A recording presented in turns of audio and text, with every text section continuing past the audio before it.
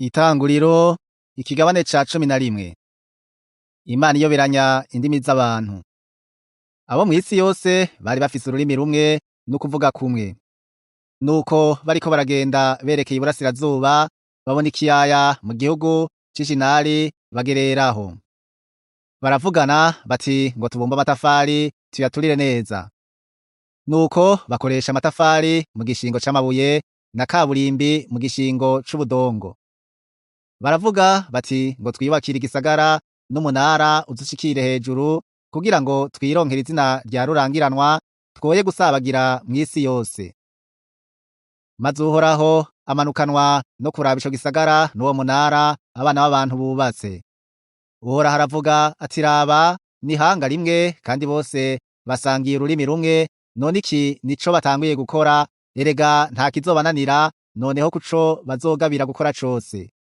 Nuko ngo tumanuke tuyoberanye ururimi rwabo boye kumvikana mu kuvuga kwabo. Nuko Uhoraho abasabagiriza mw'isi yose baca baheba kubaka ca gisagara.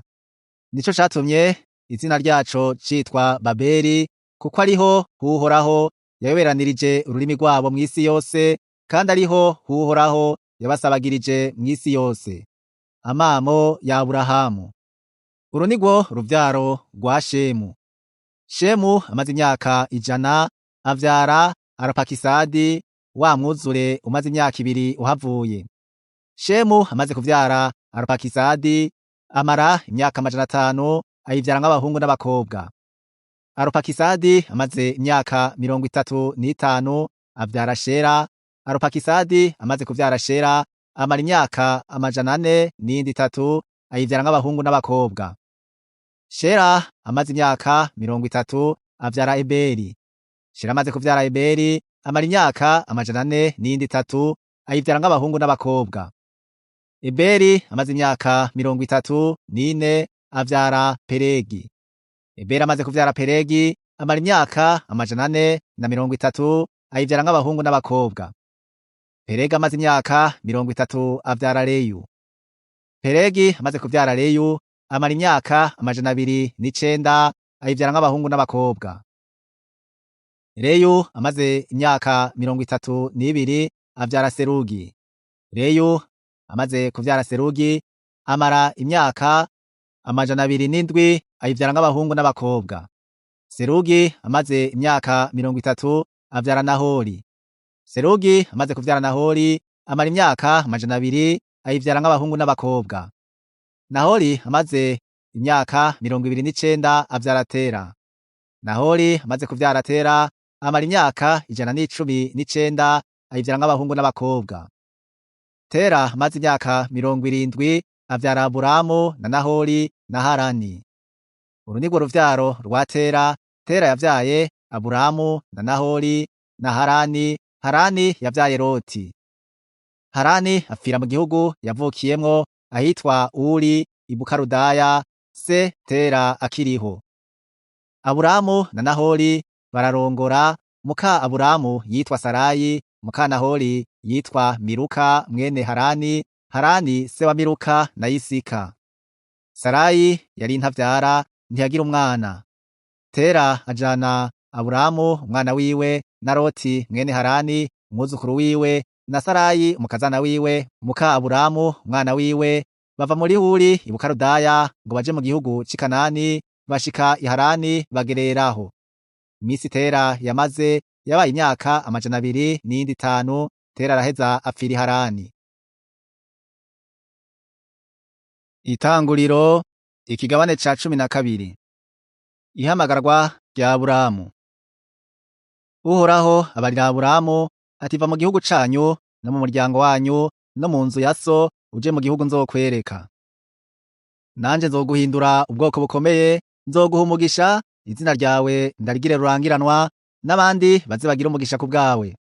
Abazoguhezagira nzobahezagira, kandi uzokuvuma nzomuvuma, kandi muri wewe niho imiryango yose yo mw'isi izoherwa umugisha. Nuko Aburamu aragenda nk'uko Uhoraho amubariye, Loti ajana nawe. Aburamu yari amaze imyaka 75 igihe yava i Harani.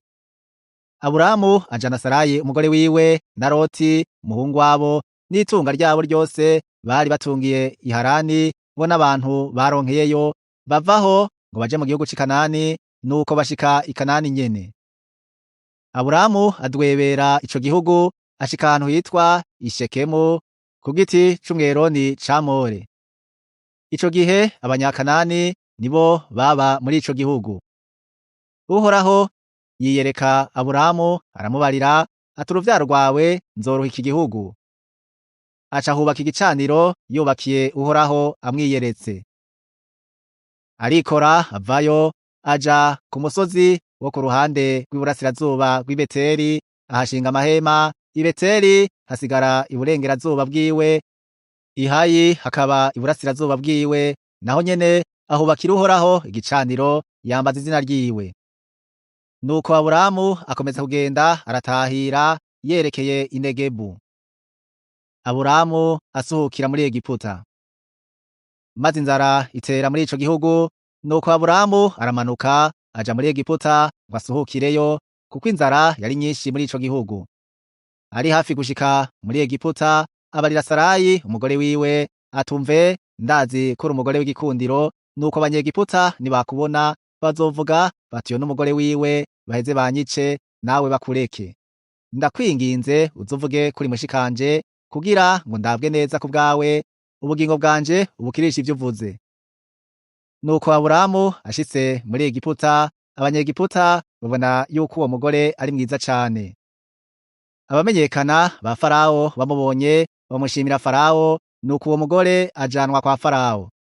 Farawo agirira Aburamu neza kubw'uwo, aharonkera intama n'inka n'indogoba z'amapfizi n'abagurano b'abahungu n'abakobwa n'indogoba zivyara n'ingamiya.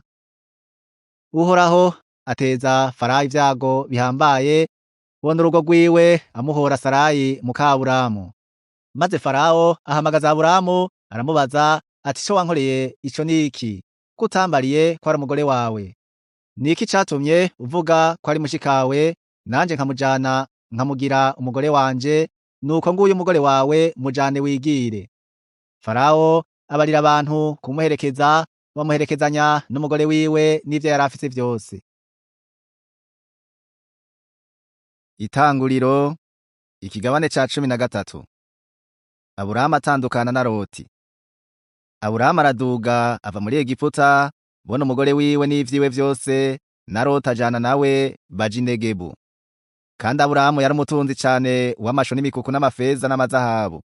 Nuko agenda aratahira ava i Negebu, arinda ashika i Beteli, hantu yashinze ihema ryiwe ubwa mbere hagati y'i Beteli n'i Hayi, hamwe hahora igicaniro yubatse ubwa mbere. Aburamu yambariza izina ry'Uhoraho. Kandi na Loti yagendana na Aburamu, nawe yari afise imikuku n'amasho n'amahema. Ico gihugu nticabakwira ngo babangikane, kuko itunga ryabo ryari ryinshi, bituma badashobora kubangikana. Haba intonganya hagati y'abungere ba Aburamu n'abungere ba Loti, kandi ico gihe abanyakanani n'abaferizi nibo baba muri ico gihugu. Aburamu abarira Loti ati ndakwinginze hoye kuba intonganya hagati yanje nawe no hagati y'abungere banje n'abawe, kuko tuvukana. Erega igihugu cose kiri imbere yawe. Ndakwinginze ngo duhane inta, niwahitamwo kuja ibumoso nanje ndaja iburyo, niwaja iburyo nanje ndaja ibumoso. Loti yunamura amaso yitegereza ikiyaya cose co kuri Yorodani, abona ko hari ibigera vy'amazi hose. Uhoraho atararandura Sodomu na Gomora, ico kiyaya cari kimeze nka rya tongo ry'Uhoraho canke nk'igihugu ca Egiputa ugiye werekeye i Sowari. Nuko Loti ahitamwo ico kiyaya cose co kuri Yorodani, aragenda aja iburasirazuba bahana inta. Aburamu aba mu gihugu c'i Kanani, Loti aba mu bisagara vyo muri ca kiyaya, agenda arunguruza amahema arinda ashika i Sodomu. Kandi abanyesodomu bari abanyavyaha, bacumura ku Uhoraho birengeje urugero. Uhoraho yongera gusezeranira Aburamu. Loti amaze gutandukana na Aburamu, Uhoraho abarira Aburamu atunamura amaso yawe, uhera aho uhagaze aho, witegereze iburaruko n'ibumanuko n'iburasirazuba n'iburengerazuba. Iki gihugu cose ubonye ni wowe nzogiha n'uruvyaro rwawe gushitsa ibihe vyose. Kandi nzogwiza uruvyaro rwawe rungane n'umukungugu wo hasi, namba umuntu yoshobora guharura umukungugu wo hasi, n'uruvyaro rwawe narwo rwoharurwa. Va hasi ugendure iki gihugu iyo kiva kikagera, kuko ari wewe nzogiha. Aburahamu yunguruza amahema, aragenda aba iruhande y'ibiti vya Mamure vyitwa imyeroni, biri Heburoni, ahubakira Uhoraho igicaniro. Itanguriro ikigabane ca 14. Intambara y'abami. Mu gihe ca Amorafeli umwami w'Ishinari, na Ariyoki umwami w'i Elasari, na Kedorawoma umwami w'i Elamu, na Tidali umwami w'i Goyimu, abo bami bateye Bera umwami w'i Sodomu, na Birusha umwami w'i Gomora, na Shinabu umwami w'i Adima, na Shemeberi umwami w'i Soboyimu, n'umwami w'i Bera ariho Soari. Abo bose bakoranira hamwe mu kiyaya c'Isidimu, niho habaye ikiyaga c'umunyu. Bari bamaze imyaka 12 baganzwa na Kedorawoma, maze mu mwaka ugira 13 baragarariza. Nuko mu mwaka ugira 14 Kedorawoma n'abami bifatanije nawe niko kuza bazingazingira Abarefa muri Ashiteroti, Karunayimu, n'Abasuzi Ihamu, n'Abemi Ishave, Kiriyatayimu, n'Abahori, babazingazingira iwabo mu mugamba Iseyiri, barabakinagiza babashitsa Eliparani hahereranye n'ubugaragwa.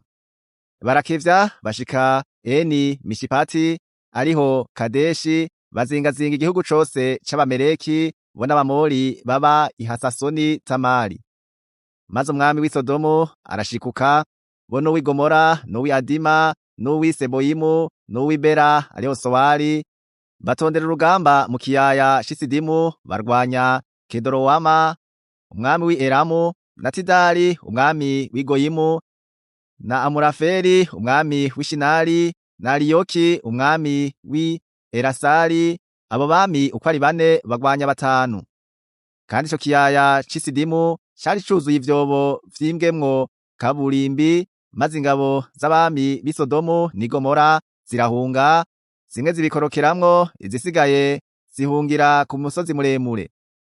Basahura ibintu vyose vy'i Sodomu n'i Gomora, n'ivyo baziga k'uburamuko vyose barigira. Bahitana na Loti umuhungu wabo wa Aburahamu yaba i Sodomu, hamwe n'ibintu vyiwe baraheza barigira. Aburahamu akura Loti mu maboko y'abansi.